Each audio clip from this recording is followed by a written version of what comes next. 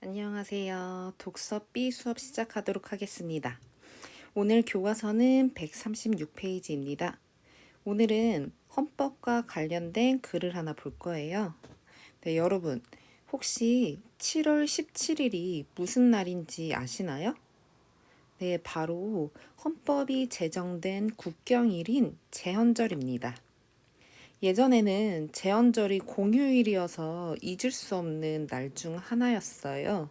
그런데 지금은 공휴일은 아니죠. 그래서 여러분이 7월 17일이 무슨 날인지에 대해서 잘 알고 있지는 않을 것 같아요.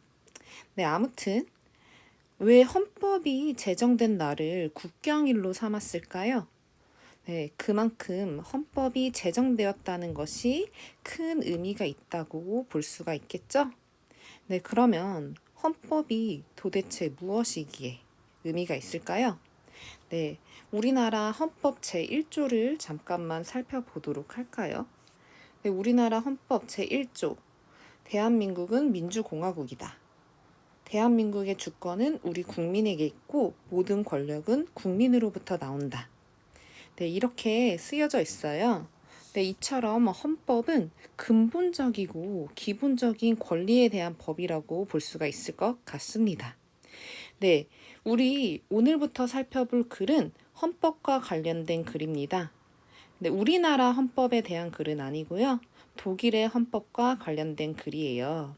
그러면 먼저 제목부터 살펴보도록 할게요. 자, 나라에 붙이는 연애편지. 이건 무슨 뜻일까요? 네, 이 글이 먼저 선생님이 헌법과 관련 있는 일이라고 이야기를 했으니까 나라에 붙이는 연애 편지는 아마도 헌법을 비유하고 있는 표현 아닐까요? 이렇게 추측을 해봅니다.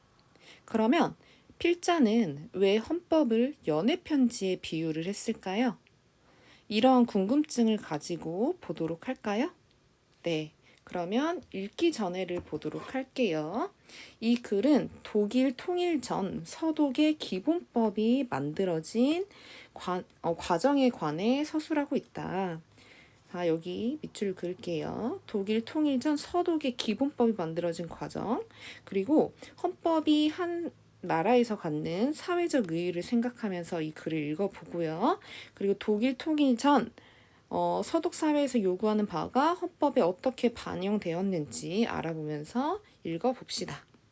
여기 읽기 전에에서 우리는 이 글이 독일의 통일과 연관이 있구나, 그리고 독일 통일과 헌법과 어떤 연관성이 있겠구나 라는 글의 내용에 대해서 대충 짐작할 수 있을 것 같습니다. 그러면 여러분들 머릿속에 독일의 통일과 관련돼서 혹은 세계 제2차 대전과 관련돼서 이런 배경 지식을 떠올리면 이 글을 이해하는 데 도움이 될 수 있겠네요. 네, 그러면 한번 같이 살펴보도록 합시다. 헌법에는 무슨 일이 있어도 바꿀 수 없는 조항이 있다. 예를 들면 인간의 존엄에 관한 규정을 담은 기본법 제1조와 국가체제의 기본 원칙들을 규정한 기본법 제20조가 그것이다. 제20조에는 이렇게 적혀 있다. 독일 연방공화국은 민주적, 사회적 법치 국가다. 모든 국가 권력은 국민으로부터 나온다. 이 조항들은 헌법에도 분명히 명시되어 있듯이 결코 흔들리거나 수정되어서는 안 되고 영원히 지속되어야 한다. 이는 연인들끼리 굳게 약속하는 사랑에 대한 맹세보다 훨씬 더 영원하다. 연인들의 사랑에 관한 맹세란 길어야 몇 달 혹은 몇 년이 고작이기 때문이다. 헌법은 국민이 국가에 쓰는 연애 편지다. 국민은 이 편지에서 자신이 나라에 무엇을 바라고 자신과 정부가 나라를 위해 무엇을 하고 싶고 무엇을 해야 하는지를 적는다. 가장 중요한 내용은 대개 첫 문장에 나오듯 이 연애 편지의 첫 문장도 문자 메시지처럼 짧게 압축되어 있다. 인간의 존엄은 침범할 수 없다. 독일 헌법에 제일 처음 나오는 이 내용은 가장 중요한 문장이기에 기본권이라 불린다. 종종 헌법에 적힌 문장들은 시처럼 매우 아름답고 함축적이며 문학적이다. 그래서 헌법을 가리켜 모든 국민들을 위한 문집이라고 부르기도 한다. 이렇게 되어 있죠. 자, 먼저 첫 번째 부분 볼게요. 네, 헌법에는 무슨 일이 있어도 바꿀 수 없는 조항이 있다. 이렇게 이야기를 하고 있죠.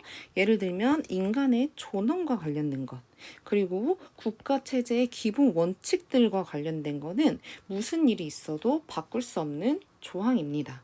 자, 그래서 독일 연방공화국은 민주적 사회적 법치국가다. 모든 국가 권력은 국민으로부터 나온다.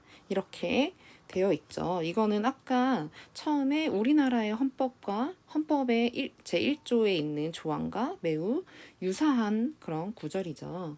자, 이 구절은요. 자, 국가 체제의 기본 원칙과 관련된 거죠. 그래서 영원해야 되고 절대로 수정돼서는 안 되는 조항이라고 볼 수가 있습니다. 자, 이렇게 정리하겠습니다. 국가 체제의 기본 원칙에 관한 규정으로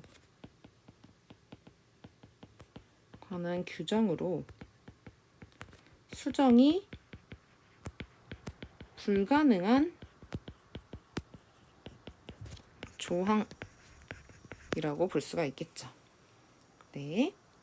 그리고요, 이는 연인들끼리 굳게 약속하는 사랑보다 훨씬 더 영원합니다. 연인들의 사랑에 관한 맹세란 길어야 몇 달 혹은 몇 년이 고작이기 때문이죠. 그러면서 지금 이 필자는요, 이렇게 이야기하죠. 헌법은 국민이 국가에 쓰는 연애편지다. 라는 거죠. 지금 헌법을 연애편지에 지금 비유를 하고 있네요.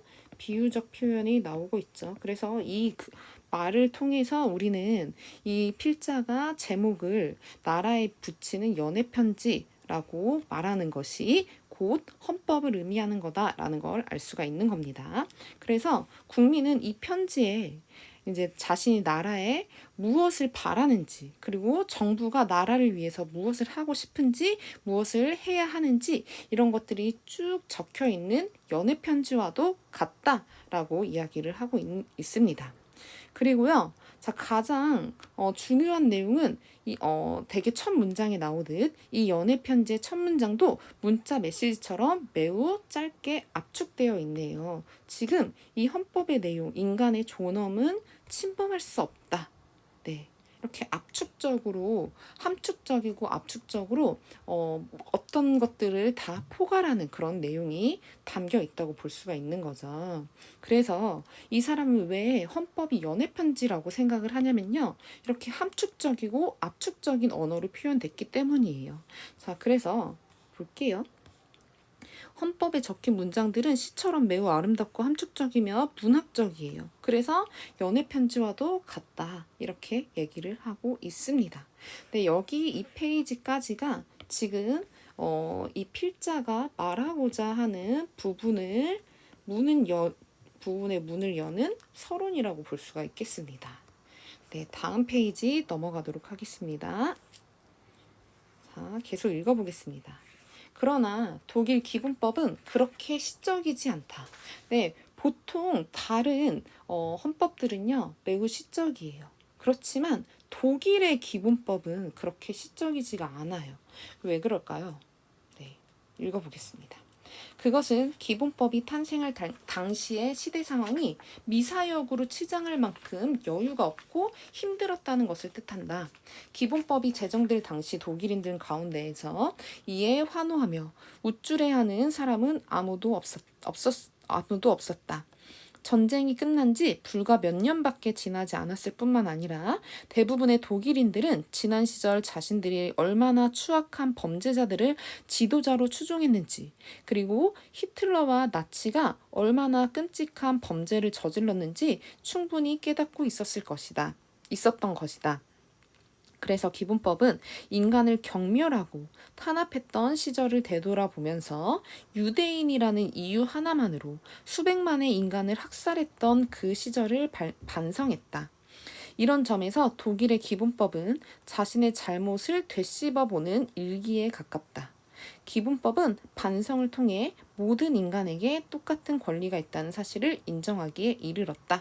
이렇게 얘기를 하고 있습니다. 자, 여기에서 말하는 기본법은 계속 독일에 관련된 기본법이에요. 독일의 기본법은 시적이지가 않아요. 그 이유가 뭐예요? 네, 전쟁이 끝난 지 불과 몇 년밖에 지나지 않아서 당장에 먹고 사는 문제가 급급했기 때문이죠. 그리고 두 번째로는 인간을 경멸하고 탄압했던 그런 어떤 네, 과거의 안 좋은 행동들에 대해서 반성하기에도 충분히 시간이 충분치 않았던 거죠. 근데 여러분들 아주 잘 알고 있겠지만 히틀러에 의해서 600만 명의 네, 유대인이 학살을 당했죠. 네, 그러니까 이렇게 기본법을 시적으로 제정할 만큼 여유는 없었다라는 거죠. 네, 여기다 쓸게요. 다른 헌법과 달리 독일 기본법이 시적이지 않은 이유를 말해보자. 네, 쓰겠습니다. 전쟁에서 패한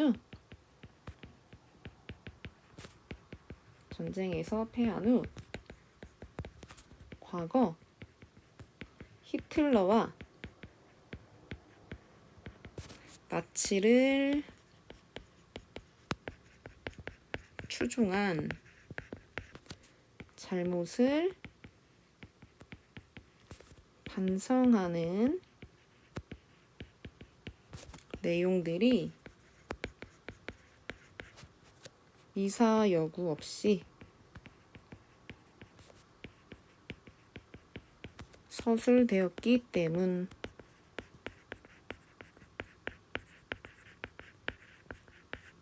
네. 그래서 그 기본법이 탄생할 만큼 미설글씨 여유가 없고 힘들었다. 그리고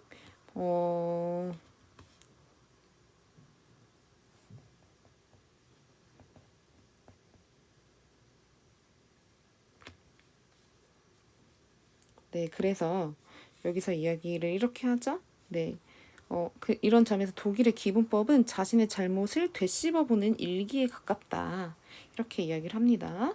그러면서 어떤 내용이 있냐면 인간은 성, 혈통, 인종, 언어, 출생지, 신앙, 그리고 종교적, 정치적 신념 때문에 차별을 받아서는 안 된다라는 내용이 지금 반성에 대한 내용이 여기에 들어가 있는 거죠. 그래서 일기와 비슷하다 이렇게 이야기를 하고 있습니다. 자, 여기다 쓸까요? 이거는 지난날 인간을 차별하고 탄압했던 다른 거 없이 그냥 유대인이라는 이유만으로도 학살을 저질렀던 거죠. 것에 대한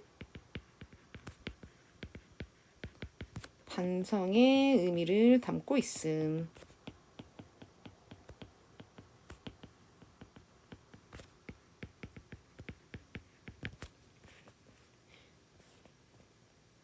계속 보겠습니다. 기본법 제3조에 명시된 내용이다. 그리고 기본법은 모든 재판부에 이러한 원칙들이 제대로 지켜지는지 감시할 임무를 맡겼다. 그 중에서 가장 큰 임무를 맡은 곳이 바로 헌법재판소다. 그 외에 기본법은 독일이 다시는 잘못된 길로 빠져들지 않도록, 즉 독재자가 국가의 권력을 잡는 일이 없도록 여러 규정들을 제정했다. 그쵸? 지금 가장 중요한 일들, 네, 히틀러 이후에 자신들의 삶을 반성하는 게 가장 중요한 일이니까 계속 이것과 관련된 기본법을 제정을 했던 거죠.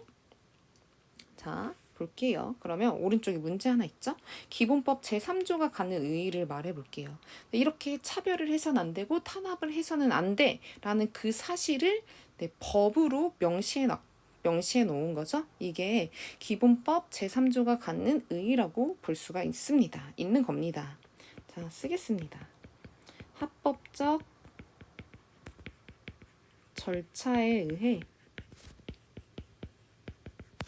부당한 차별이 행해지지 않도록 함. 이렇게 정리할게요. 네, 그 다음 볼게요. 자, 그런데 제2차 세계대전에서 패전한 독일인들은 이러한 생각을 자발적으로 하지는 못했대요.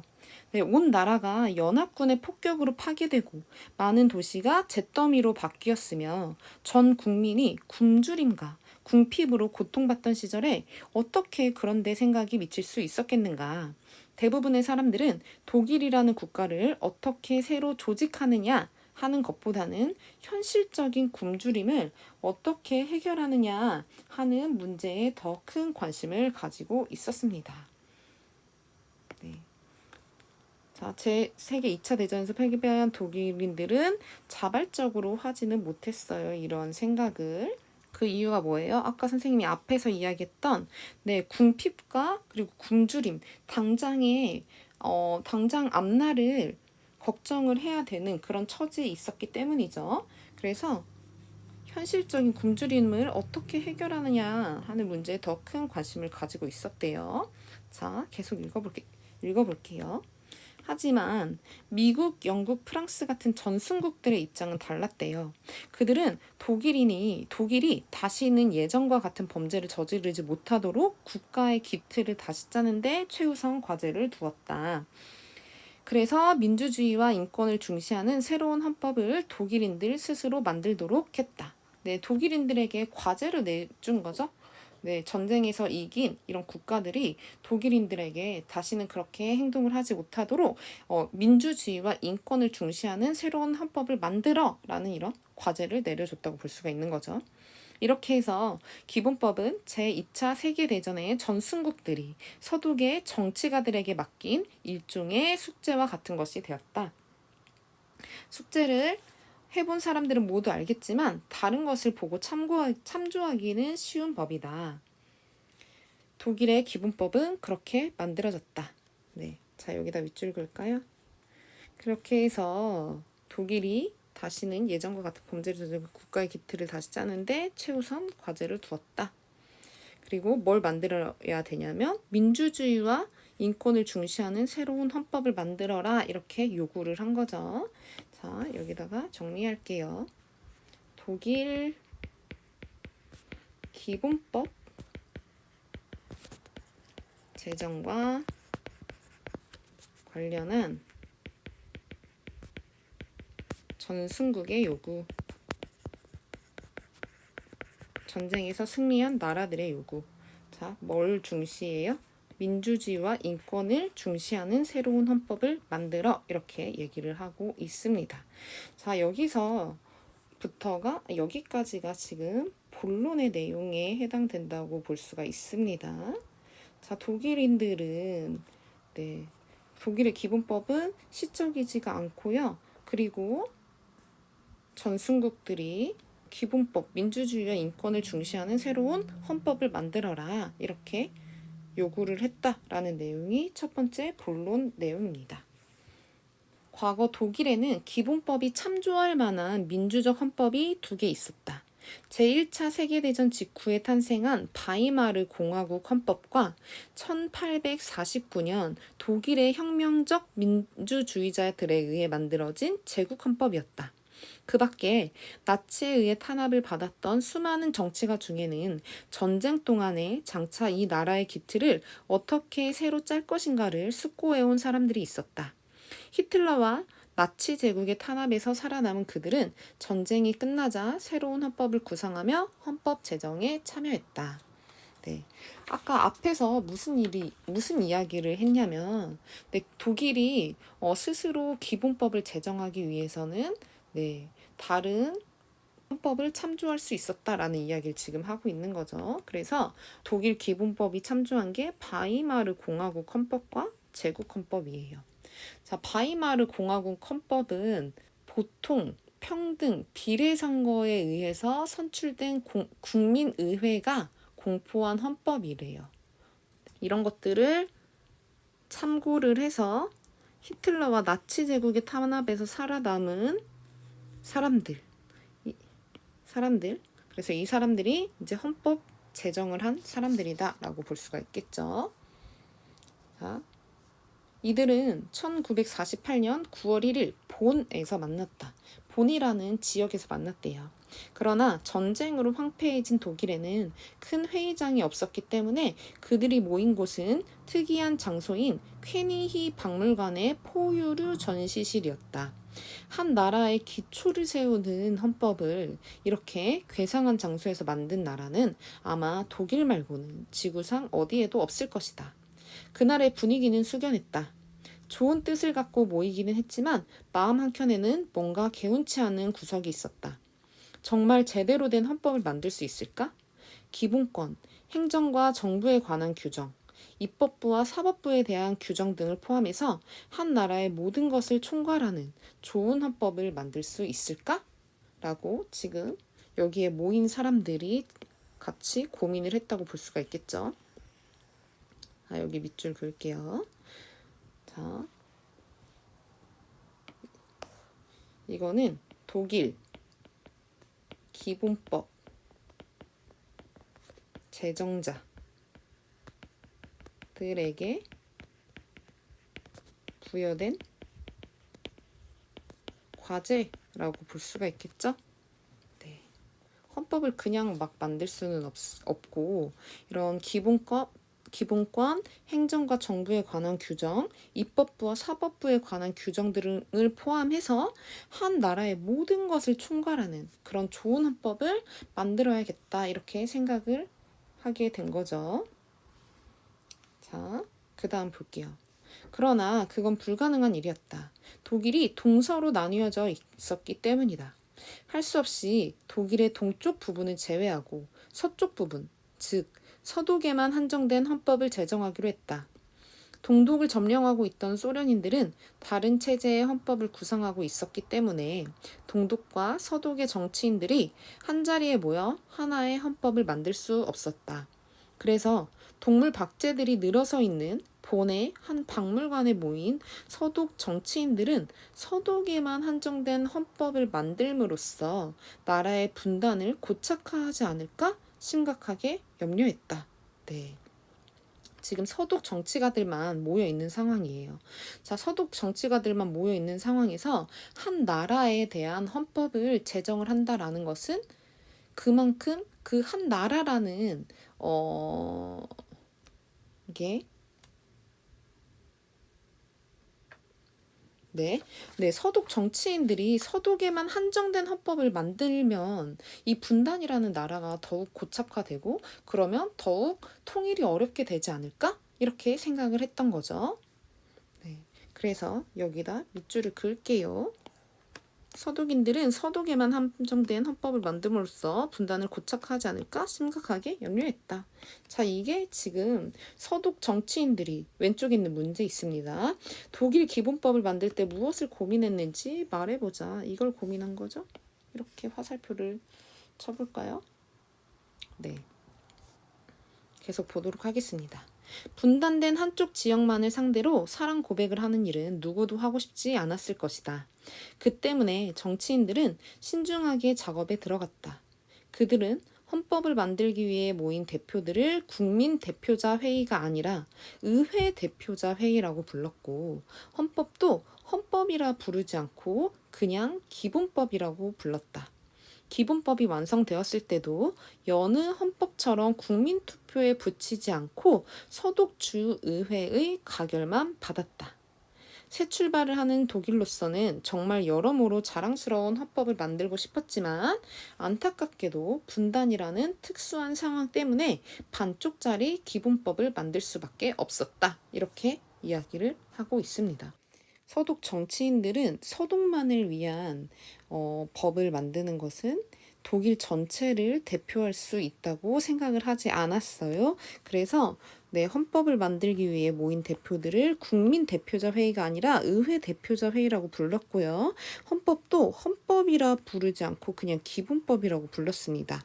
그리고 기본법이 완성되었을 때도 여느 헌법처럼 국민 투표에 붙이지 않고 서독주 의회의 가결만 받았죠. 네, 이거는 뭐라고 볼 수가 있냐면 독일 통일을 대비하기 위해서 헌법이 언제든지 바뀔 수 있는 그런 잠정적인 성격만 지닌 것으로 지금 파악을 하고 있는 거죠. 자, 그래서요. 자, 여기에 이제 번호를 좀 붙여볼게요. 첫 번째, 두 번째, 그리고 세 번째. 자, 이거는 뭐라고 볼 수가 있냐면 여기 이렇게 정리하겠습니다. 독일 통일을 대비하여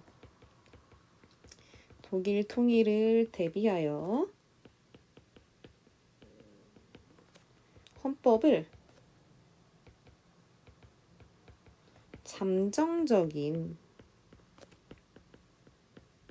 성격만 지닌 것으로 인정한 결과 세 가지라고 볼 수가 있겠습니다. 네, 무슨 말인지 이해가 되시겠죠?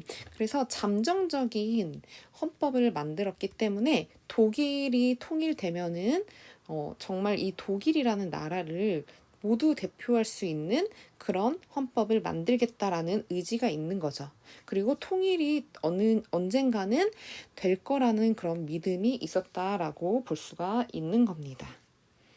네, 여기까지 오늘은 좀 살펴보도록 할 거고요. 네, 다음 시간에 이어서 이 글 끝까지 마무리 지어서 보도록 할게요. 지금까지는 이 필자가 생각하는 헌법이란 무엇이고, 헌법은 연애편지와 같이 압축적이고 간결하고 함축적인 것이어야 된다라고 생각을 하고 있었고요.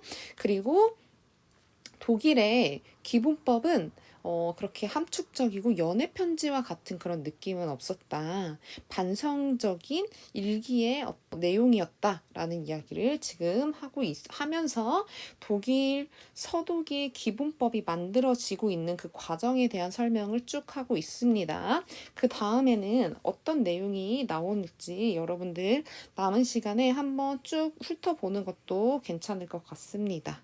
네, 다음 시간에 2차 시 강의에서 만나도록 하겠습니다.